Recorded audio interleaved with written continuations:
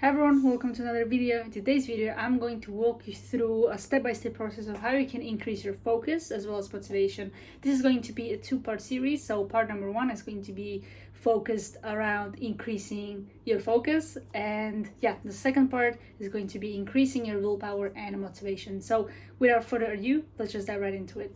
Alright, so let's start with focus, a step-by-step battle plan to conquer your focus and slay distractions for good. So sometimes you're going to experience distractions. It could be phones ringing, it could be a family member requesting something from you or a friend, or something is going to be always happening, right?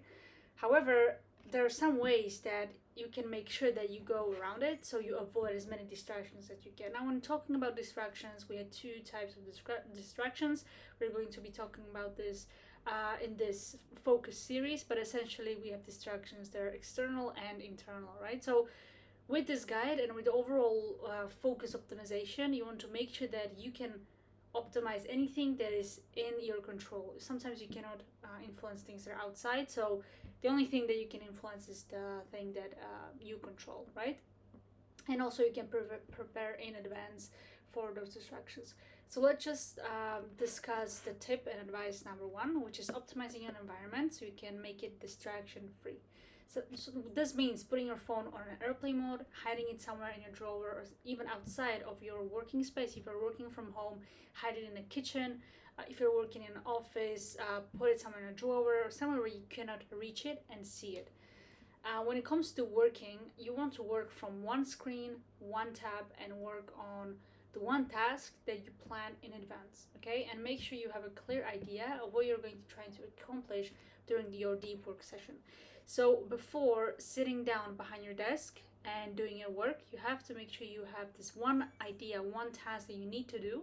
That's the most important task of the day. It's the task that's going to move your business forward, and you want to really make sure that you focus only on this one. Now, a lot of people tell me, what about multitasking? But I always tell them that multitasking is a scam because your brain cannot really focus properly on two things at the same time. Now, multitasking is sometimes beneficial.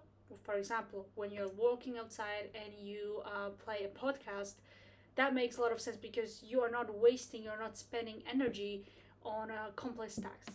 But imagine if you want to do your prospecting and then on the side you're listening to a podcast. It's going to be really difficult to focus on doing your prospecting because you're going to be distracted by listening to someone on a podcast saying something educational, right?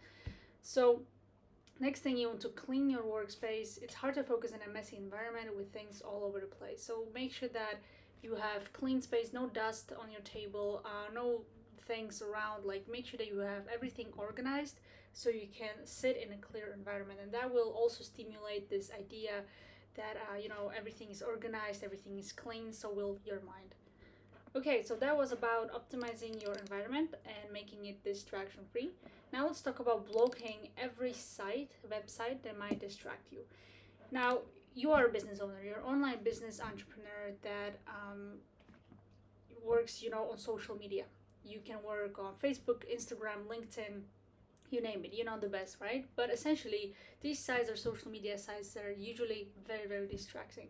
So you can download the Newsfeed Eradicator, which is a Chrome extension you can download for free, and this will help you block the feed on social media sites, for example, on Facebook, on Instagram, as well as on LinkedIn.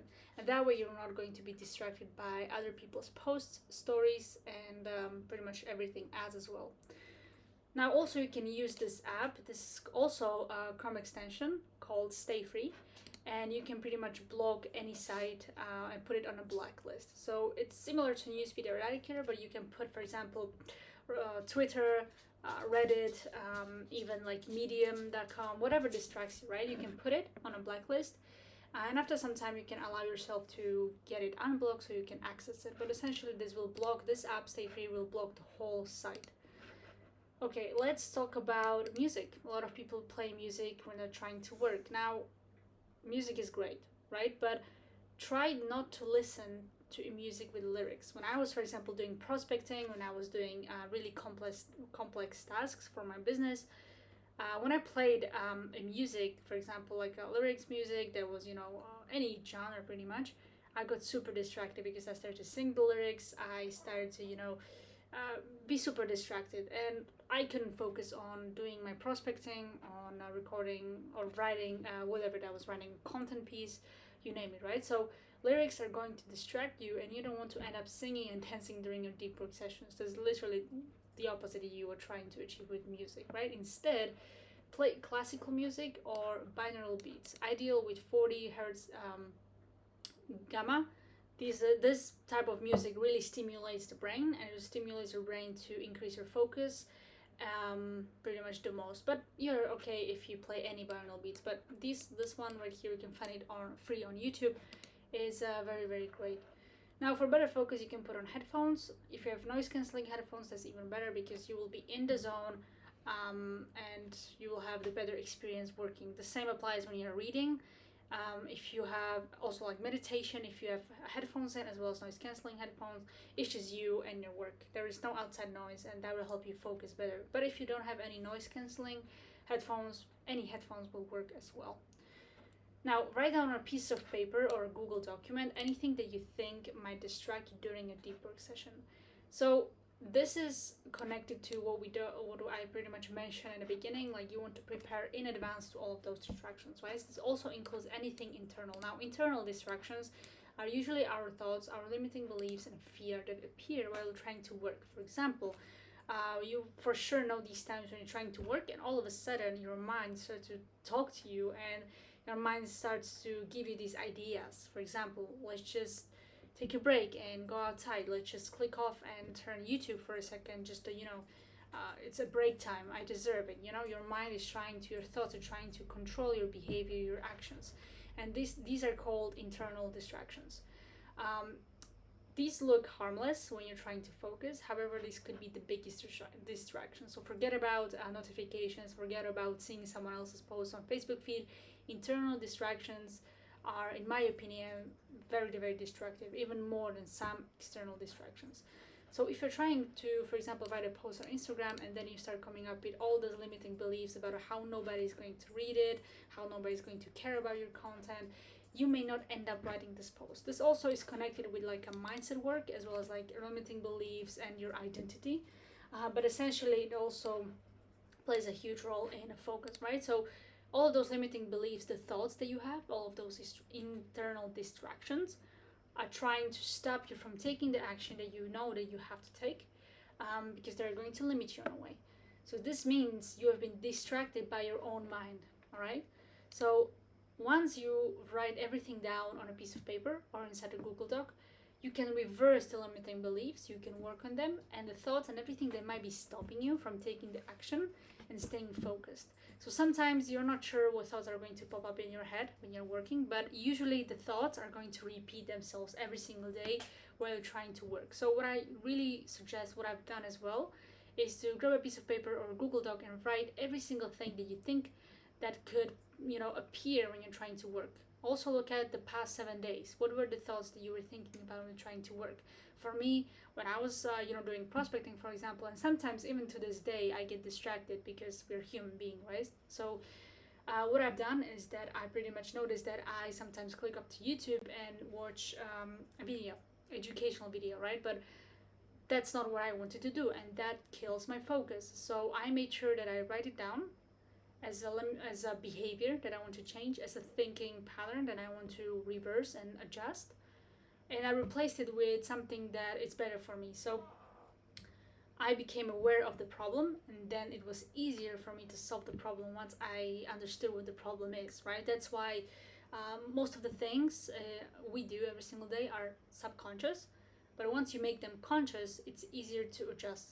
And that comes with your thinking patterns, habits, behaviors, everything in life, right? So write everything down. And when it comes to like limiting beliefs, so for example, instead of thinking that nobody's going to read your post on Instagram, say something along the lines of, people will read my posts and they will like it because I will provide so much value. So as you can see, this is called reversing the limiting beliefs. So put those reversed beliefs and thoughts somewhere where you can see them while you're working. So whenever this thought of inaction pops up, look at it, read it, feel it as it's true, and continue with your work. So usually I used to put all of these reminders, or I have it on the Google Doc, and I pretty much put it somewhere when I can access it quickly and when I can see it. The more you see it, the more you think about it, and the more you believe in it, the better it's going to be for you and your mindset, because you're going to get used to believing in these reversed limiting beliefs and these reversed thoughts. And that way it's going to be way easier for you to take action and stop overthinking and stop inaction, all of these distractive internal distractions who come in and kill your focus. So if you struggle to believe what you've written, look for evidence. Find any small piece of evidence that whatever you're working on is working. Look at your clients, your customers' wins. Look at comments under your post. Look at testimonials, reviews, positive replies, book meetings, anything. And here is the reason why. Please remember this one. Because if you have done it at least once, you can do it multiple times, over and over again. So if you manage to book one meeting for your coaching business, for SMMA, I can guarantee you can do it another time. You can do it, you can double it, you can triple it, you can do it again. So what I've also done for myself, I've written, for example, when sometimes I feel like I cannot really, I cannot really help, or I have limiting beliefs, I have imposter syndrome or whatsoever. I look at my Google Doc, and my Google Doc, I have pretty much written my client wins, my customer wins, testimonials, and everything that helps me to understand that this is the proof and I've already done it. So I don't have to have this imposter syndrome or this fear or this doubt, and it really works. Also, before like a sales call, you can do this as well, so you can get in the positive mind frame. And also, whenever you're doing a piece of work and you don't feel motivated, you feel like you cannot do it, just look for evidence. It could be as small as a like, it could be as small as a comment, or as small as whatever, any piece of evidence that you have. And this will really, really help you to stay on track and pretty much stay focused and keep going. Now, optimizing your biochemistry so you can operate at 100%. Now, I believe that entrepreneurs that optimize themselves for 100% have the competitive advantage in the space and are more prone to achieve success. Because if their competition is running at 30% of their energy and they're operating at their 30%, whereas the entrepreneur that is operating at 100%, guess who is going to achieve success faster? The person that is optimizing their health, their focus, and their overall being, right? So when it comes to increasing and operating at 100% and increasing your focus, you can drink a cup of coffee with a supplement called Lithium, right? This is a supplement that's going to help you get in the zone and make you focus better. It will really, really help to increase the focus, right? So the combination will improve both speed and accuracy of performance and of attention switching tasks at 60 minutes, and reduce susceptibility to distracting the information in the memory task at both 60 minutes and 90 minutes. So you will feel in the zone for around like 2 to 6 hours max, depending on how many lithium supplements you take. But you don't have to take the supplement. You can drink the cup of coffee, and within like 30 minutes you will get the same effect, right? The boost that's needed for one deep work session. If you want to avoid a crash, which usually happens after drinking coffee, so you will drink the coffee, you will have the peak energy, and then the energy starts to crash down, and you will feel this effect of being tired, fatigue.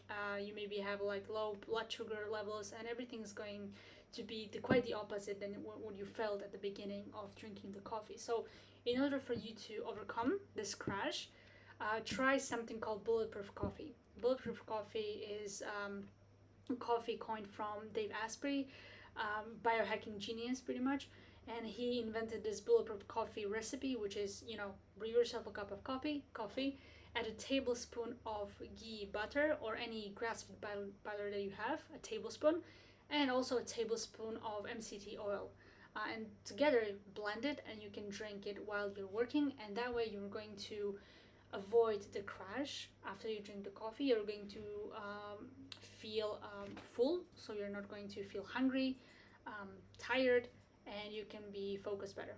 You can stay focused for a long period of time. And also, I highly recommend purchasing this affordable supplement called Brainzyme, which has most of the essential ingredients you need for extra energy. So it also has lithium, 300 milligrams. So it's going to be enough for you to, continue focusing for a long period of time. You can also do your own research about the supplement, the brand, or for example, Brainzyme or anything. This is just what I use personally that helped me get focused better. Now, if you're working first thing in the morning, don't eat anything. When you work on an empty stomach, your focus and concentration levels are highest. No food to digest, no insulin spikes, no energy dips. And this is why you can incorporate bulletproof coffee, so you won't have this you won't have this insulin spikes and no energy dips. If you have to eat something, like you feel super fuzzy and if fuzzy dizzy and if you're nauseous, instead of eating for example cereals, eat something that contains high protein and fat.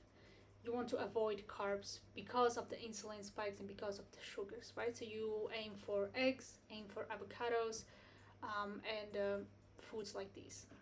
Now, optimize your energy and manage your emotions before doing the deep work, and this is super crucial. If you're showing up tired, groggy, and half dead to your deep work sessions, it's going to be super hard for you to focus, if not impossible. Therefore, this optimization starts the night before, right?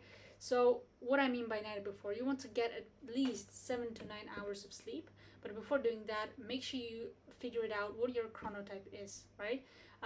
Chronotype, you can just Google the chronotype test, and you're going to see chronotype test, which will reveal which of the 4 chronotypes you are. And based on the information and based on the results of the quiz, you can actually create a schedule around your wake up times, around your bedtime, as well as for example, when is the best time for you to work out, eat, have your deep work sessions, have sales calls, and all of that, right? So make sure you figure it out what your chronotype is so you can create a bedtime routine around that.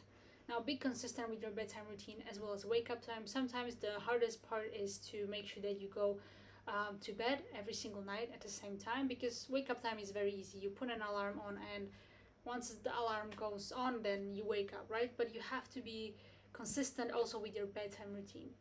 Now, if you have more questions about sleep and how to get better sleep, reach out to me directly or leave the comments in the below and I will help you out. If you have any specific questions, I will help you as much as possible in the comment section, or reach out to me on Facebook, or anywhere where you can find me in the links in the descriptions.